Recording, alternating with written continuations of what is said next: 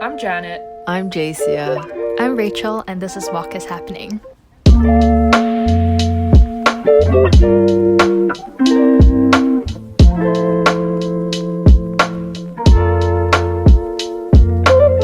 Hi, everyone. So, in this episode, we'll be talking about, are you afraid of death? Any near death experiences, or any experiences of close ones or family members passing away that particularly hit us deeply? So, as this is a heavier topic, I think we should start with the wise one. Maybe the wise one can start us off.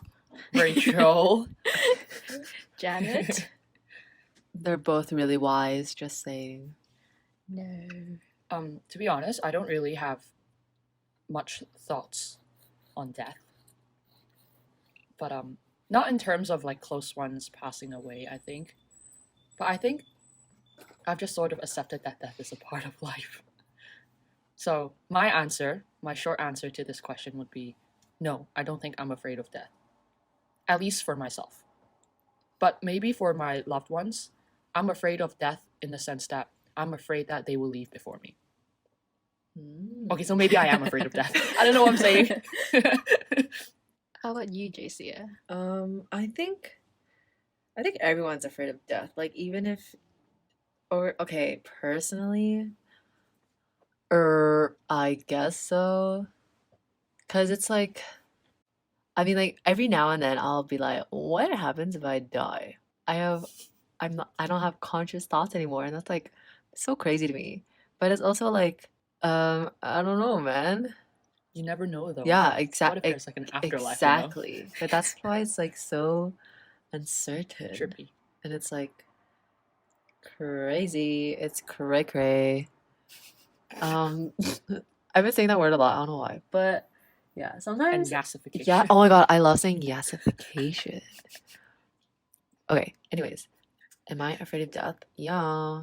Because I don't know what's gonna happen after. I think that's like the main thing. It's just like the laugh like I am not alive anymore. Like what the heck? Why is she why is Janet laughing? Janet's laughing at I'm me. just imagining JC's funeral. She's like in the casket, and all of a sudden she rises up and she's like, yes. Oh my god. Gotcha, bitch. Honestly, yes, I'll do that when I die. I'll come out and be like, yesification, and then I like go back to sleep. Yo, yeah. Last words. Shit, this is supposed to be a heavy topic, I'm sorry. It's okay. We need some, Anyways. lightness. And I think Yeah, yesification. I think for me, I used to be very scared of death. There was like a period of I forgot how long that I was like very afraid of different ways that like you might die. Like I don't know, I think I watched something on TV about like the universe and like black holes and stuff. And like as a young kid in like primary, that got me really scared. I was like, what if the planets clash? What if we just die suddenly? And then that got me scared when I was on Space Mountain. So I was scared of Space Mountain for a while. Space Mountain. And there's another time. I think there's like I forgot, like a very 嚴重火災. Sorry, been speaking. Like a serious fire Yeah. incident. And then I got really scared of fires for a while. And then whenever I'd be in shopping malls, I'd look where like the hoses and Fire exit yeah, is? yeah, and fire Oh. exit is. So that was the period where I was like super afraid. And I think after that, I just grew less and less afraid and accepted it as it is, because it's inevitable. So, kind of as I grew older, kind of lessened the fear, if you get what I mean. For me, I think I'm more afraid of what happens after I die more than like me actually dying. But I'm not talking about the afterlife. I'm talking about I'm still talking about like life like here as we are living right now, but in a world where I'm not in it. Like what will happen then? So more so, are people even going to care that I'm not here anymore, or like what's going to change now that I'm not here? I realized that on like a smaller individual or like smaller group level, death of like someone you care about is much more significant, right? But then when you zoom out and you actually consider the world as a whole, like who actually really gives a shit that you're dead? Like I know that sounds so like grim or like so like I don't know, pessimistic or whatever the right word is, but it's true, right? Like there's like how many billion people on Earth? Like 8 billion, like edging 8 billion. What does it really matter if I'm not here anymore? You know what I mean? Mm. Obviously, like your parents or your family and your circle of friends will be impacted, but life has to move on. And I'm sort of maybe afraid that it was all for nothing. As in, so what that I'm not here anymore? Life moves on. Nothing really actually changes. I think I'm more afraid of that. I've imagined, like, just like those late night, I'm in bed thinking, like, trying to fall asleep. I've imagined who will show up to my funeral if I'm actually, like, not here. And I've actually, like, listed people that, like, might show up and, like, people that are, like, definitely going to show up and stuff like that. I don't know why. Yeah, I think the idea of being forgotten in relation to my death scares me more than me actually not being able to participate in activities or do different things that I can now that I'm alive. For me, I think I'm not sure if I would be afraid of other people forgetting me, because I think that kind of sounds grim, but you'll be forgotten someday in the future. Mm. I feel like that's Mm. pretty much certain, unless you're like one of the big figures in history and you have like a Mm. lot of records of who you were as a person or how you were like.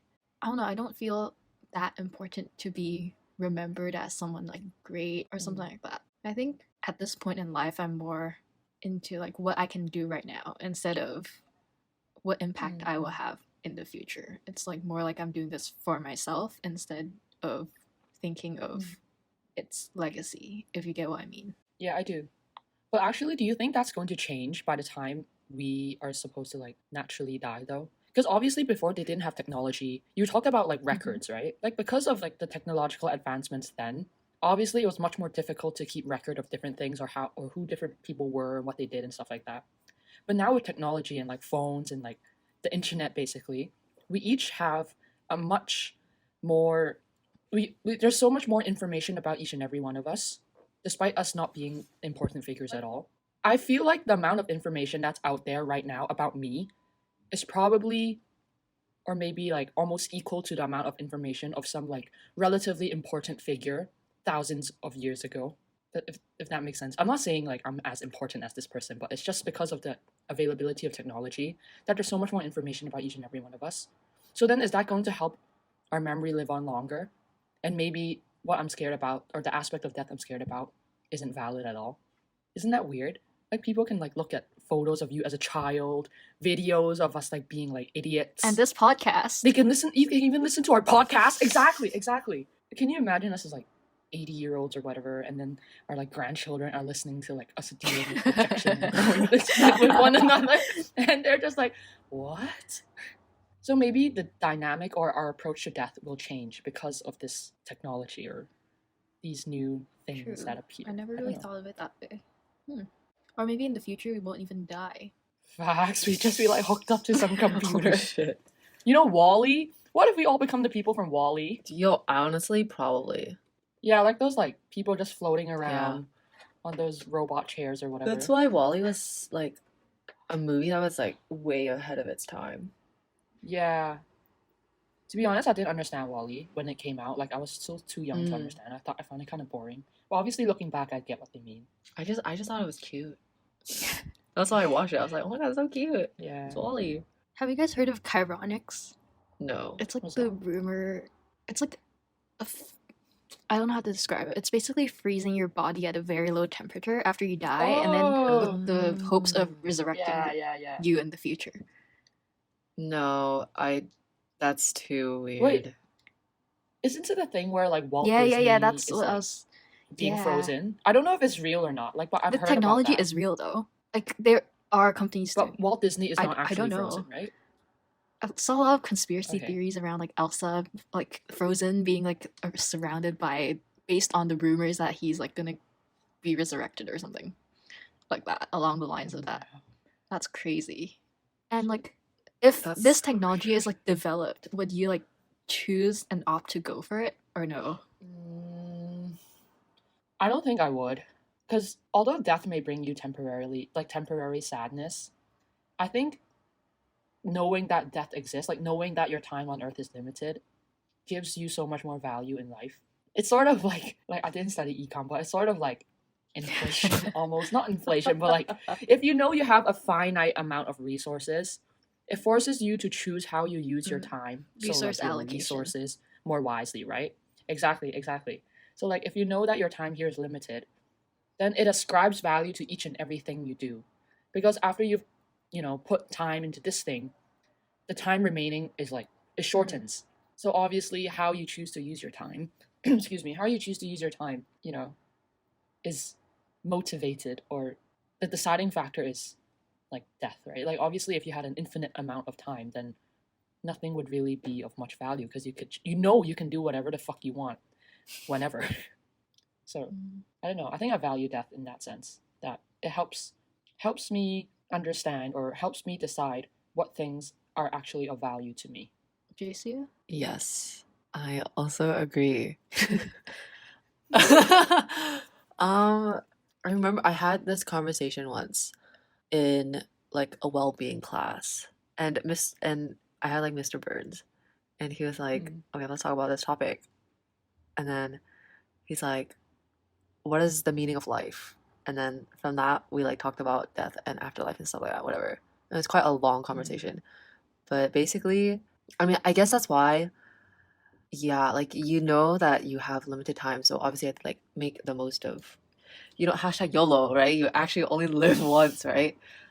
And it's not like you're living in like the fucking metaverses or shit, Like, and in that sense, like you find more value in doing the things that make you happy. Mm-hmm. And we also like talked about this topic in relation to religion, and because like whatever, like heaven and hell, afterlife, blah blah blah, right? Mm-hmm.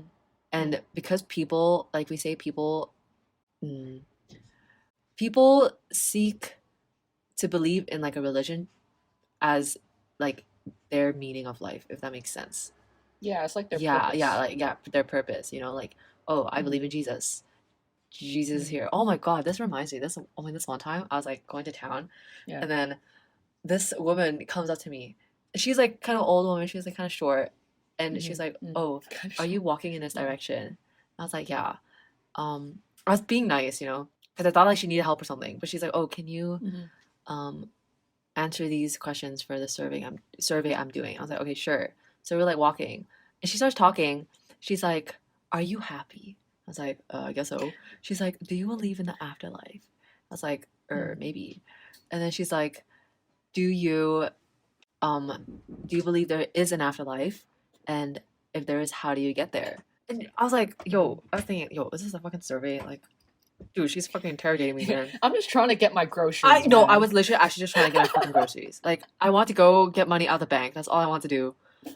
And I stood there listening to her talk for 10 minutes. But she asked me all these questions, and she's like, "Oh, but let's say like everyone has a score." This is also like kind of related to like The Good Place, if you ever watched that show, where you like try and do all these good things to get like a perfect score to get into quote unquote the good place, which is like I guess heaven in a sense. And then she just kept asking me all these questions, and then she was like, okay, first is made me think about if there is an afterlife and whether or not I am a good person, because like if I do good things, or like I'm essentially an altruistic person and I deserve to be in heaven, whatever, blah blah blah. And she's like, "Yeah, but in theory, no one is perfect. But you know who is? Jesus." And I was like, I freaking knew it. She's like, "Jesus took your place in something. And that's why you're allowed to go to heaven." And I was like, "Babes, I don't believe in Jesus. I am sorry. I do not believe in Jesus." Okay. And then I didn't actually say that, but I was like, stop talking to me. Like, it was good to think, like, it was, I guess, another perspective that I thought about, but sorry, I was really done. She stopped me for 15 minutes just talking about Jesus. Okay. I was a bit like, okay, good to know, but I don't care. On that note, though, like the three of us aren't religious, right? If I remember Not correctly. really, yeah. Right. Obviously, we know. Sorry, we know religion exists and gives purpose to like many people. Like, there's a reason why it's still so prevalent, right? Like, it's obviously useful to many people, and it gives them purpose in life. So for people like us, atheists, or you know, where does our purpose come from then? Like, surely there's still a similar mechanism or goal that we are striving for that gives us the same, I guess, not fulfillment in life, but like direction maybe. So like, if we are not living to live well in the afterlife, Well, what are we living for? quote unquote, then what are we living for exactly? Like, what keeps us pushing forward? Like, what makes people decide? Damn, what is wrong with me today? What makes people decide? What makes people decide that, okay, I'm not going to be religious, yet I'm still living a fulfilled life? I went to Sunday school. Like, I had interactions with like church and stuff, but it just wasn't for me. But I can't decide, or I can't identify what exactly is it that makes me go like, I don't need religion to feel this way, or to feel like there's a direction or there's a purpose in my life to keep me moving forward. Like, what is it? Like faith in life is just inherently good or something? I don't know. I don't know. I personally Rachel, think you- yeah, I personally think that it might be because one, we have a lot of family and friends, and we want to sustain that relationship. That's one of the reasons. And I think another reason is the reward system. I didn't study psychology, but it's like the rewards we get for doing what we're doing kind of keeps us going. It's like, I don't know, driving us to continue to do good or do whatever, because we kind of want to feel good about ourselves. That's what I can think of. Wait, actually, what's the definition of religion? Wait. Religion, the belief in and worship of a superhuman controlling power, especially a personal god or gods. Oh, never mind. Okay, because I was about to say, like, you talked about the system that we live in, right? Like the rewards that we get for doing good things or whatever. That's like social norms and stuff, right? Like, it enforces a certain type of behavior that is deemed socially acceptable. So then I was about to be like, maybe that in itself is a form of religion. Like, we believe in the system and we subscribe to it, and therefore we continue to perpetuate what the system, enforces. But then apparently that's not the definition of religion, so I don't know what the fuck that is. Yeah, I was going to say, I was like, because when we think about doing the things that I guess makes us happy, or like rewards us with like satisfaction, we don't actually think about death. Like, we don't think about dying in that sense. We go like on with our everyday lives, and we just do not what we're supposed to do, but do whatever. Yeah, I guess everything is. Yeah, I think everything is in a sense a reward system, because it gives us happiness and satisfaction. Like, okay, why are we going to uni? To get a bachelor's degree, to pursue a career that will make us happy, right? Like, I eat because I'm hungry, and then it will make me full. Like, if you really think about it, everything can be broken down into the reward system, in a sense. Why are we recording this podcast? Yes, because talking about things makes us happy. And what other people get to listen to our thoughts, like the thought of other people listening to us and them learning something, like, yo, that's cool. that also makes me happy. Bible. Yeah, exactly. Preach. Like, why do I take photos on my phone? Because I can look back at it and feel nostalgic and be happy. Like, I guess that's the thing as well. Like, when you do something and you know you don't like it, you're not gonna go back and do that thing. Well, actually, no, that depends. That actually does depend. But for example, if we recorded this podcast and we're like, this is such a waste of my time, blah blah blah blah blah, we're not gonna keep doing it. Like, there's obviously a reason we keep doing it. But yeah, I don't know what this has to do with death. Me neither. Just an interesting Quality of life. Yes. Anyways, I have a question for you Okay, guys. shoot. Would you rather know when you die or how Oh you die? God, hate this question. I would prefer to know how I die. Really? Yes. I'll listen to your answers first, and Okay. then I'll continue. Okay. I prefer when, actually. Same. Because Same. for me, I feel like knowing how I die, I would do everything I can to not die that way, or like to not do something that will lead up to me dying that way. And then it would like give me a lot of like paranoia and anxiety. But knowing when I die, I know, okay, I just do whatever I want until I die, if that makes Mhm. sense, right? Mm. Because Okay. I feel like knowing how I die is like, okay, let's say I wasn't dying of natural causes. Like, let's say I'm fucking like hit by a fucking truck or a Touch wood, car. Like, touch wood. okay, I don't. Touch wood. Touch Okay, wood. Touch like wood. I would do everything I can not to cross a road with a car or a truck. You know what I mean? Like, I just be like, okay, I don't want to cross this road. Let's take the long route or like some shit like that. Like, I would be wasting my own time and my own mental health to try and avoid that way of Mhm. dying. If that makes sense. Mm-hmm. Okay. Yeah, that's what I think. Okay. For me, I would rather know when I die, because just probabilistically speaking, let's say that it's most probable that I die by natural causes. Obviously, there's still a chance that I die like by like getting hit by a truck or whatever, Touch but wood. the chance is low. Therefore, I'm placing my bets on knowing when I die, because it seems like there's much more. The options are much more vast. So then I get like the most bang for your buck by choosing to know when I die, because it's much more uncertain compared to how Yeah. I die. That's why. Okay, that's the only reason why I'm choosing when I die. But I think you're right as Like- well. Like the whole like paranoia, being like anxious about or being overly like Yeah. cautious. I think that's Like also right. ignorance is But bliss, yeah. you know, in this True. situation. Mm. What about you, Rachel? So, actually, I don't want to choose when I die because I don't like the thought of me counting down the days left in my life. Mm. I don't like the thought that, like, True. kind of the fear that comes with it. And it's kind of a lot of, I don't know, you just can't really live as freely as you do now if you know you're Mm. gonna die soon. Mm. I don't know, I'm imagining if I die from natural causes, touch wood, probably because of old age or some disease or something. If I know when I'll die, then it's like me living in the hospital bed for days, being hooked on like Mm. ventilators and being on meds and things like that. And I don't think I'd live happy knowing that I'm laying in bed waiting for the day I die. So I kind of want to just know how I die and then just let life go. Another reason why I think I want to know when I die rather than how I die is because it'll help me prepare better. In the beginning, I talked about how I'm more afraid of what happens after I'm not here, not necessarily me not being here anymore. So then I think by knowing when I die, it'll help me give everyone that I care about the closure that they deserve. And it'll just help me like prepare everything better. So like if I know I'm gonna die on like, I don't know, today's February 16th. So February 16th X year, then I can be like, okay, so I have like a checklist and I'll like write everyone a note or something.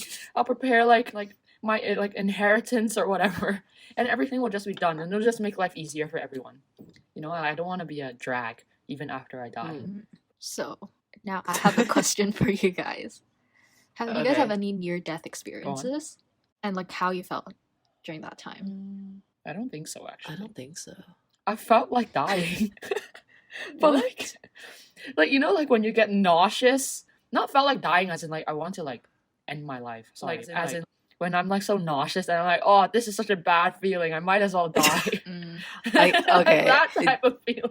That's Like when you think about it, like nausea is like such a minor thing as like a medical incident, but it feels like shit. That's the closest I've gotten to death. yeah. Fortunately. That's like me with cramps. My sometimes my cramps get so bad.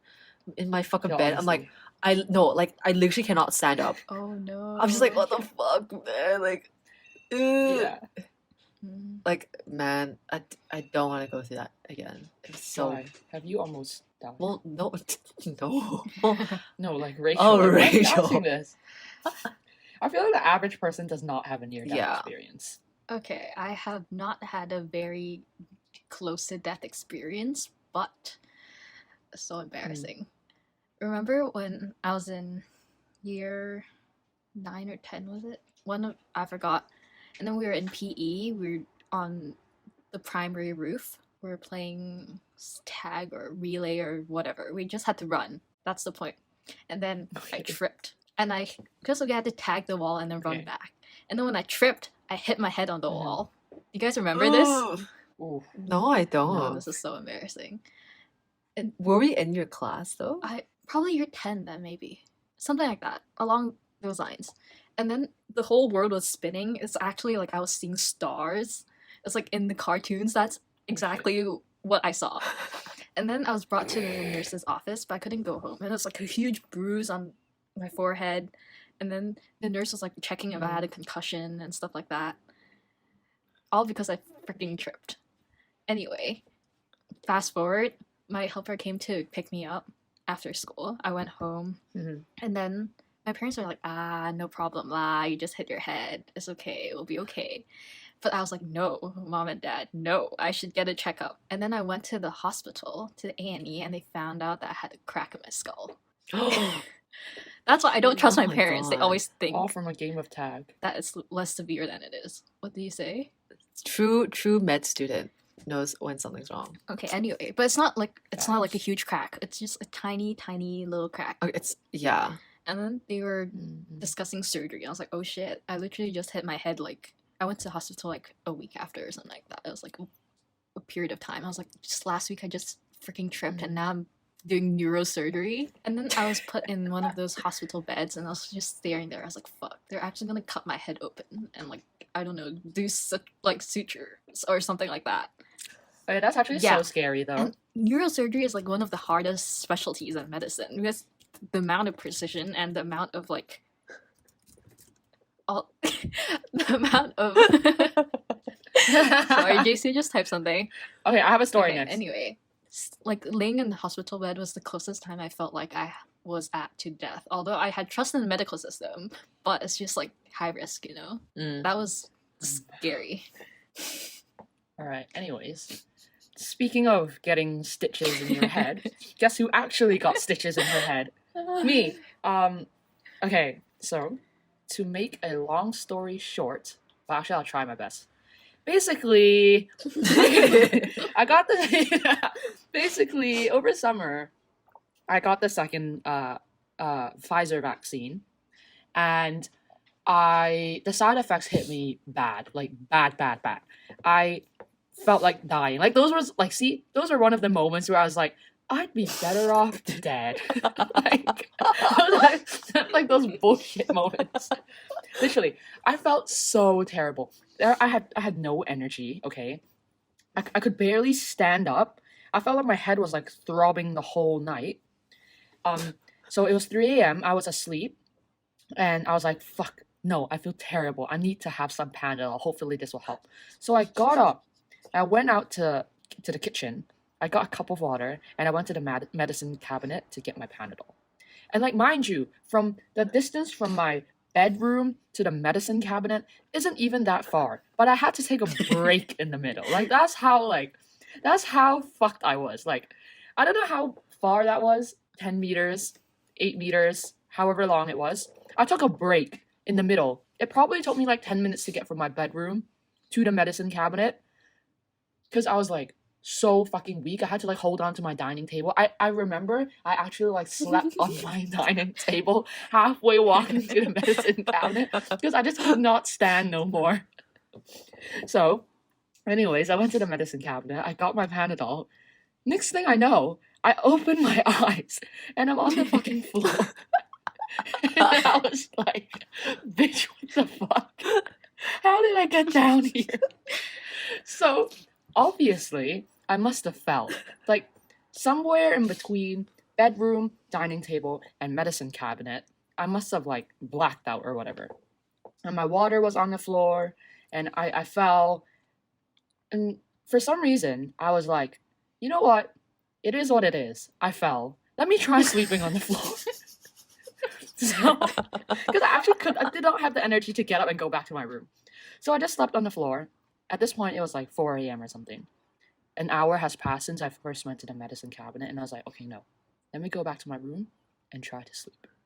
So I walked back to my room, and I slept. The next morning, my dad comes rushing in, and he's like, what? Why is there blood on the floor? Why is there blood on the floor? And I was like, bro, what the fuck do you mean? Like, I just woke up. Like, be quiet. Like, don't you understand? I'm like tired and like affected by this vaccine. And then he's like, why is there blood on the floor? And so I got up. I turned around and I looked at my pillow, and there's fucking blood on the pillow. So obviously, when I fell the night before, I must have hit my head on something and it cracked open and it started bleeding without me knowing. So basically, I slept with a cracked open head for like, I don't know, 5-6 hours. And then at this point, I was feeling a bit better compared to last night. And my dad was like, "Nah, we're going to like the A&E. We're going to A&E." So we took the taxi to A&E, and then I started feeling like shit again. I started feeling nauseous, and I was like, I had one of those like, "Bro, I'm better off dead" again.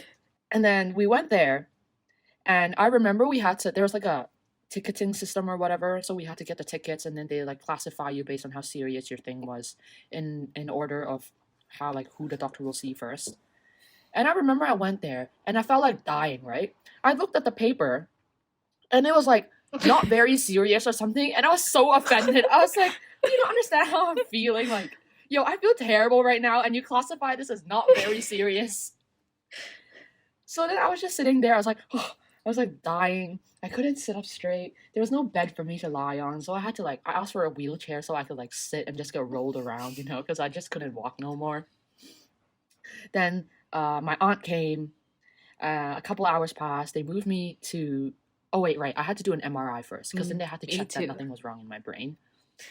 And then the doctors were like really nice and shit. Like, I think I was being quite cooperative. They probably found me quite like amusing or whatever because I was just like, yeah, like I fucking like fell, whatever. I'm sure I'm fine, but like here, check me anyways. And then they're like, yeah, and they just moved me.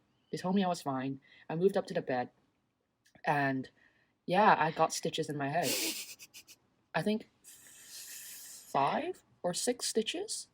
Like they had to shave my head. Like I was like, how much are you shaving? Like, and she was like, oh, it's okay. It's not that much. Like you can cover it. Like your hair is layers. And I was like, thanks. What the fuck? So yeah, I'm sure we can do this somehow. But I can link a picture of my stitched head in like the show notes. So maybe if like you guys like want to see, you can like press on a link and see it. But click at your own. It's not that disgusting. Like it's just like my head. But if you're interested, it's there. So, but yeah, that was my story. It was not a near-death experience, but I felt like. Oh, I should probably Thanks clarify. for reminding me. I did not get stitches in the end because they said they'll heal. Should probably just put that out there in case anyone was afraid that I went into surgery or anything. They just like sent me off and they're like, it'll heal by itself. You're still young. Yeah. That story is always so Yeah. funny to me. Oh yeah. Oh fucking. I don't know what's wrong with me. Like I swear, everyone who gets the vaccine, they're like, "Oh yeah, it's fine. Like I don't feel anything." And then every time I fucking get it, it's like I got my booster like last month or something, and I was shivering the Oh whole my night. God. I slept with my duvet. I slept with my down jacket. I felt like I was fucking in the North Pole. I was like shivering and like teeth chattering and stuff. And then I was like, "Why me?" I was like, "Why? What did I do?" Oh my Like it should be God. probability, right? It's like 1 in 10 or whatever. Why am I always that 1 in 10? I don't understand.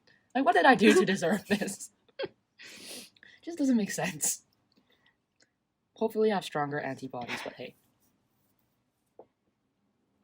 How about other than like your own near-death experience? Has anyone close to you passed away, and has that impacted you in some kind of way, or like whose passing was the most impactful to you?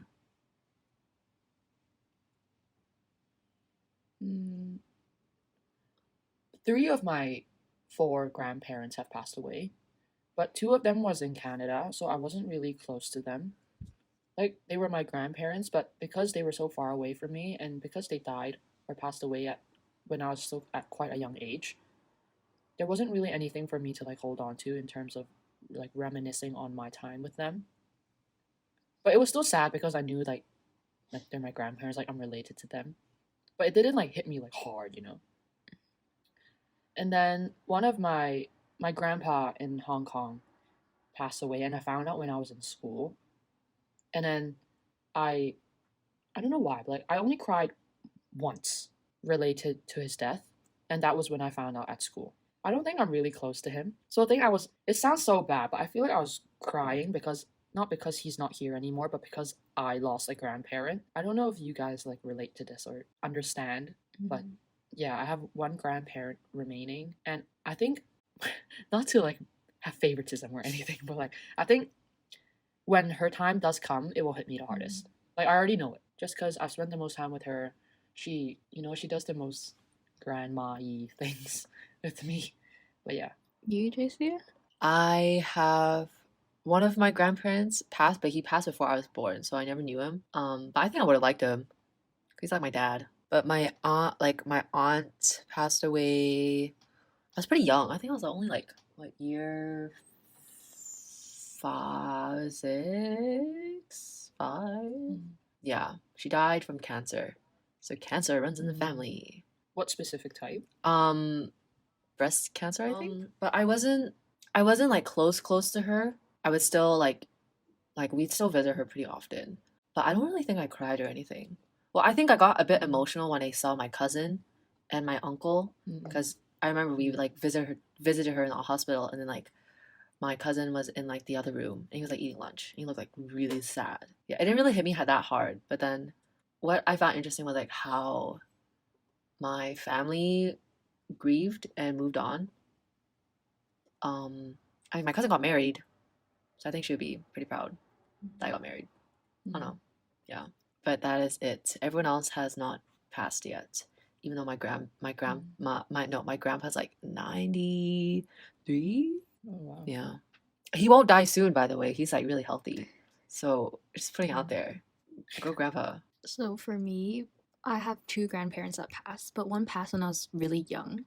So I didn't have much memory with him, so it didn't hit me as deeply. And then I also had an uncle that passed, but I also didn't really know him that well, so it didn't really hit me too deeply either. But the one that hit me really deeply was my grandpa. He died of lung cancer. Fuck cancer. Cancer's a bitch. Yo, fuck you, cancer. Oh my god. Yeah. Oh. And it was during Christmas holidays. And what was bad was we were talking about like going on a family trip for my birthday. We were talking about like doing like family gatherings during Christmas and stuff like that. And days before he passed, I was volunteering at the hospital. And that made me feel really bad because it was like I could have spent time with him, but instead I did something else instead. And why this grandpa was really impactful to me was because before he passed, my parents like helped him move to live with us because both my parents are in the healthcare field, so they could take care of him better. So he's living with us for like 2 years, 3 years, something like that. And then it especially deteriorated like 1 or 2 months before he passed. And he had to be on ventilators every day. So he had like an oxygen machine that was on wheels that he had to like wheel around with him. And there's like tubes going up his nose to like push air inside his nose. Because I think maybe one side or a huge part of his lung was basically like not functioning anymore. And we received the call at like midnight or something like that. It was like when we were asleep. And then my parents woke me up at 3 or 4 a.m. and we had to rush to the hospital. We didn't really get to see him like have the last moments with him because he was unconscious already at the time. So he's like on ventilators and stuff like that. So he was hanging on to the last bit of life. And then that's when we arrived at the hospital. And then that was the first time I saw my dad cry. And then our whole family was there and we were all crying. And that hit me especially deep. And I think I cried for like a whole month after that. But then now it's better now, I guess. Just a part But it of was life. really hard to deal with it at the time. Actually, this is so bad to say that I forgot, but my aunt had a near-death experience. My aunt is chronically ill. I don't know what the name of her illness is in English, but in 中文 it's like 红斑狼疮 or something like that. It's like it's something wrong with like the blood type or whatever. Like it's blood related. So basically, this was, I'm not sure when, maybe like 5, 6 years ago, something like that. We basically, the whole family was prepared for her death. Like we were all expecting her to pass. Like she was in the ICU for about 2 months and like hanging on to her life. So that was the moment where all of us were like, this is it. But then for some reason, like miraculously, she pulled through and she's still alive now. But I remember crying because I thought that she was going to pass. And like everyone else did as well. And she's still here, so I guess that was my closest brush with death indirectly, and in a way that it would hit me hard. Also, I just remembered, I think what helped me Mm. cope with it was like feeling like I was connected to him still. It's hard to explain. And then this before he really liked Fan. And then like where his plaque is, I made little clay sculptures of different food that he used to like to eat, and then we put it on the thing. Oh, And that's then so one sweet. thing, I still have the necklace with me right now, but when I was making the little Fan mini tiny sculpture thing, I was making the slices of the Tasio, and then I kept one slice and I made it into a necklace. I still have it with me, so it feels like I'm connected to him, you know? Oh, that's so cute. Oh man. Fan is barbecue pork rice, by the way. Yeah. Oh my god. It's okay. No need to feel sad. I also had a question that popped up just now. Like you mentioned how before your grandpa passed, he was like hooked up to ventilators and stuff.